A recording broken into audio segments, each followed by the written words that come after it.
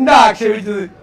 അതായത് കുറെ നാൾ പെൻഷൻ കൊടുക്കാതിരിക്കുക, അതിന്റെ പെൻഷന്റെ കുടിശ്ശിക വരിക, അതിന്റെ ഇലക്ഷൻ എടുക്കുമ്പോൾ അത് കൊണ്ടേ കൊടുക്കുക. അപ്പൊ ആ പാവങ്ങൾ എന്ത് ചെയ്യും? അവരുടെ ദൗർഭാഗ്യത്തെ മുതലെടുക്കല്ലേ. അപ്പൊ പ്രതിപക്ഷത്തിന് പറയാൻ പറ്റുമോ പെൻഷൻ കൊടുക്കാൻ പറ്റില്ല എന്ന് പറയാൻ പറ്റുമോ? കാരണം ഈ പാവങ്ങൾ പെൻഷന് വേണ്ടി കാത്തിരിക്കുന്ന ആളുകളാണ്. കൊടുക്കാൻ പാടില്ലെന്ന് പറയാൻ പറ്റും, കൊടുക്കണം, അവർ കാത്തിരിക്കുകയാണ്. പക്ഷേ ഇന്ന് പറഞ്ഞിരിക്കുന്ന സ്റ്റേറ്റ്മെന്റ് എന്താ?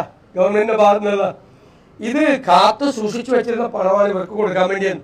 അതിന് സൂക്ഷിച്ചു വെക്കുന്നത് എല്ലാ മാസങ്ങളും കൊടുക്കാൻ പോരെ? അല്ലല്ല, അതിൽ തന്നെ ഇത് മറുപടി. കാത്തു സൂക്ഷിച്ചു വെച്ചിരുന്ന പണമാണ് തെരഞ്ഞെടുപ്പ് പോലെ. അത് നേരത്തെ പണം ഉണ്ടായിരുന്നിട്ട് കൊടുക്കാറുന്നതാണ്. തെരഞ്ഞെടുപ്പ് വരുമ്പോ അത് അവരെ കബളിപ്പിക്കുന്നതിന് തുല്യമാണ്, അവരെ വഞ്ചിക്കുന്നതിന് തുല്യമാണ്, അവരെ സ്വാധീനിക്കാൻ വേണ്ടി നടത്തുന്ന വഴിവിട്ട ശ്രമമാണ്. അത് അദ്ദേഹം പറഞ്ഞ തെറ്റ്.